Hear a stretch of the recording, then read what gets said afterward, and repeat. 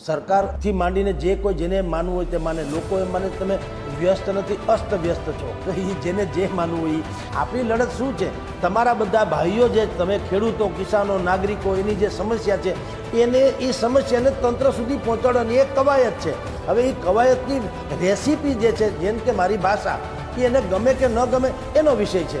અથવા તો ત્યાં સુધીમાં ધારો કે ધરપકડ થાય, જેલમાં નાખે યા ફલાણું કરે, કુછ બી થાય, તો આપ સર્વે સ્વતંત્ર છુઓ.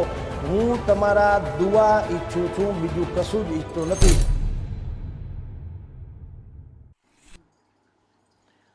સૌરાષ્ટ્ર ગુજરાતભરના મારા પ્રિય ચાહકો, આત્મીયજનો, સગા સંબંધીઓ અને ખેડૂતથી માંડીને તમામ નાગરિકોને બે હાથ જોડીને વિનંતી કરીને એક મેસેજ આપવા આ વિડીયો મેં ઉતાર્યો છે કે જ્યારથી ગઈકાલથી મને હેડલાઇન દૈનિકમાંથી ફરજ મુક્ત કરવામાં આવ્યો ત્યારથી હજારો કિસાન ભાઈઓના, ખેડૂત મિત્રોના, નાગરિકોના, સમર્થકો, સપોર્ટર્સના, તમામ પાર્ટી, તમામ વર્ગ, તમામ ધર્મ, તમામ કોમમાંથી ફોન આવી રહ્યા છે. અને આપની જાણ ખાતર હું એક ફોનનો જવાબ આપું, 20-25 ફોન મિસકોલ થાય. અને સ્વાભાવિક જ મેં ગઈકાલથી અત્યાર સુધી 1100 ફોન મારા મિસકોલ થયા છે અને કેટલાકને હું જવાબ આપી શક્યો, કેટલાકને નથી આપી શક્યો. એટલે આ વિડીયોના માધ્યમથી હું આપ સર્વે મારા જે ચાહકો છે, સત્યના ચાહકો છે, લડવા માટે થઈને તૈયાર હોય એવા લોકો છે, બધાને હું કહું છું, આપણો કોઈ છુપો એજન્ડા નથી. હું આપના ફોન રિસીવ ન કરું તો રખે એવું ન માનશો કે યા તો હું ભયંકર મુસીબતમાં છું અથવા તો હું હવે તમારા ફોન લઈ શકતો નથી કારણ કે મને ક્યાંક ઈગો હમ છે. મૂળ વાત એટલી છે કે એટલો ધસારો છે, ફોનથી માંડીને મેસેજીસ લોકોનો મળવાય આવે છે ને બધુંય. તો હું અતિ વ્યસ્ત હોવાને કારણે સરકારથી માંડીને જે કોઈ જેને માનવું હોય તે માને, લોકો એમ માને તમે વ્યસ્ત નથી, અસ્તવ્યસ્ત છો. તો એ જેને જે માનવું હોય. પણ અતિ વ્યસ્તતાને કારણે હું આપના ફોન રિસીવ ન કરી શકું તો પણ મને ક્ષમ્ય ગણજો. અત્યારે જે મારી સામેની તથાકથિત કાર્યવાહી શરૂ થઈ છે અને હવે ભવિષ્યમાં જે થાય તે અઠવાડિયું થોડુંક થાળે પડવા દો.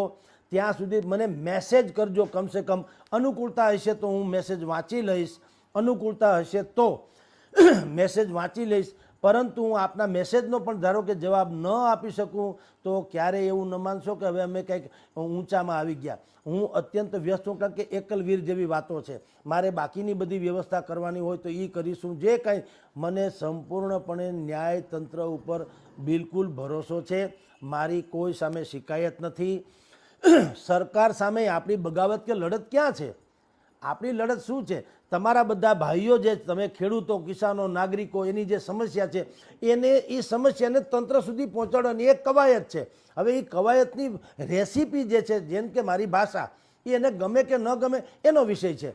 પણ મારે તો વાત છે, મારો ધર્મ બજાવવાનો છે પત્રકાર તરીકે, જે હું અત્યારે બજાવી રહ્યો છું. હવે સરકાર જે સ્ટેપ લે તે અને જે ઘટના ઘટે કે એ તમને વાયા મીડિયા ખબર તો પડી જ જવાની છે.